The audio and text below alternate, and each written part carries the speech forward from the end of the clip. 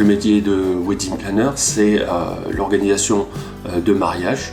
On va gérer tout ce qui est prestataire et on va petit à petit organiser le mariage. On va être présent le jour J et on va gérer justement tous les prestataires, tous les invités, afin que les mariés soient libres de leur jour de noces. Ça commence à être un petit peu compliqué, autant la première phase, au niveau de la première vague, ça s'est plutôt bien passé pour nous, parce qu'on n'a pas eu d'annulation et que des reports.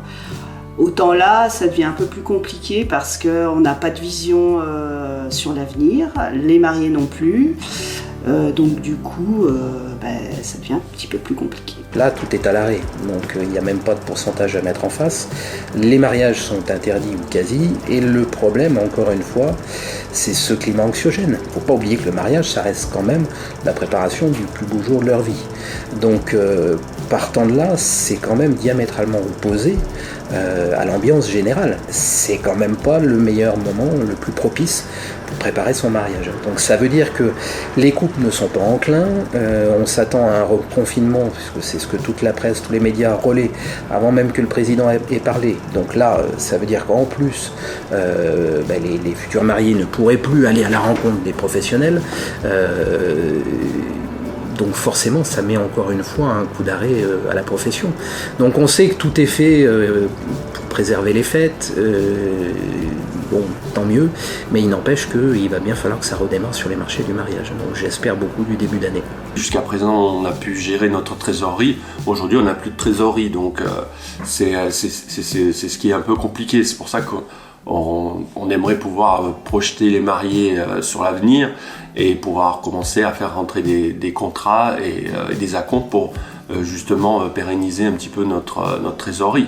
C'est ce qui est le plus inquiétant, parce que voilà, aujourd'hui on va dire qu'on a eu une perte de chiffre d'affaires qui est aux alentours de 10 à 20%, donc on ne rentre pas du tout dans les critères d'aide de l'État, et ça fait que pour l'année prochaine ça risque d'être compliqué.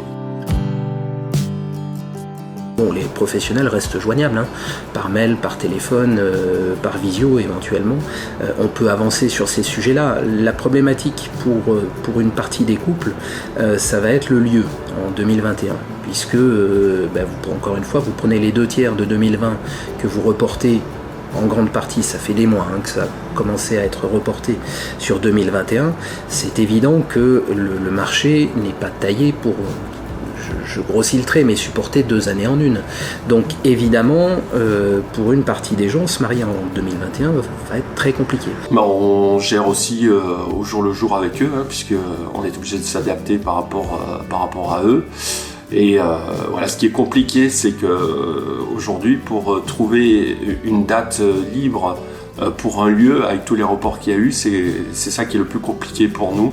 C'est de trouver un lieu libre pour 2021. Et donc c'est pareil, même quand on trouve des lieux libres en 2021, il faut qu'aussi les mariés puissent se projeter là-dessus, et puis nous aussi. Et c'est ce qui est compliqué pour nous, c'est parce qu'on ne sait pas ce qui va se passer en 2021. Est-ce qu'il faut attendre juillet, est-ce qu'il faut attendre août? On ne sait pas.